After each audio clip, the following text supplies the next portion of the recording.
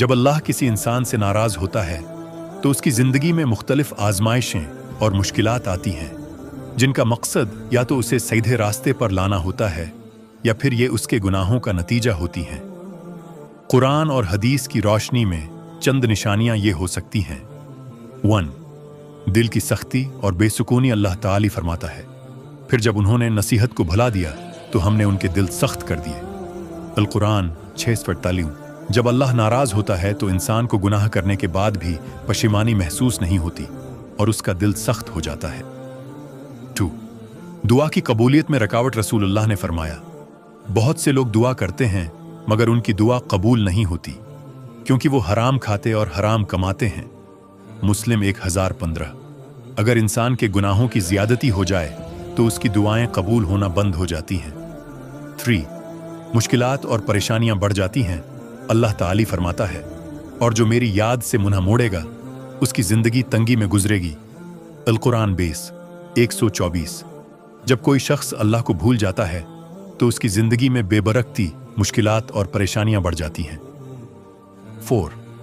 برکت کا ختم ہو جانا۔ اور اگر وہ بستیوں کے لوگ ایمان لے آتے اور تقوی اختیار کرتے تو ہم ان پر آسمان اور زمین کی برکتیں کھول دیتے، لیکن انہوں نے جھٹلایا تو ہم نے انہیں ان کے اعمال کی وجہ سے پکڑ لیا۔ القرآن 7:66۔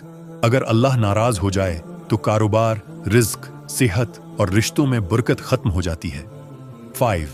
گناہوں کی طرف مائل ہونا۔ رسول اللہ نے فرمایا، جب بندہ گناہ کرتا ہے تو اس کے دل پر ایک سیاہ نقطہ پڑ جاتا ہے، اگر وہ توبہ کر لے تو صاف ہو جاتا ہے، ورنہ سیاہی بڑھتی رہتی ہے۔ ترمذی 3334۔ اللہ کی ناراضگی کی ایک نشانی یہ بھی ہے کہ انسان گناہ کو معمولی سمجھنے لگتا ہے اور توبہ کی توفیق نہیں ملتی۔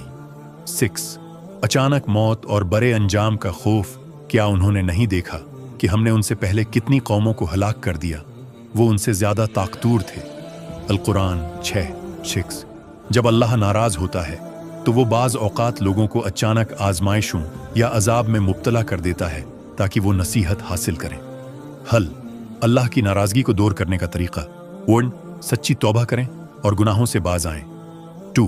نماز کی پابندی کریں اور اللہ کا ذکر زیادہ کریں۔ 3. صدقہ کریں کیونکہ صدقہ مصیبتوں کو ٹالتا ہے۔ 4. والدین کی خدمت کریں کیونکہ والدین کی دعا اللہ کی رحمت کا ذریعہ بنتی ہے۔ 5. حرام چیزوں سے بچیں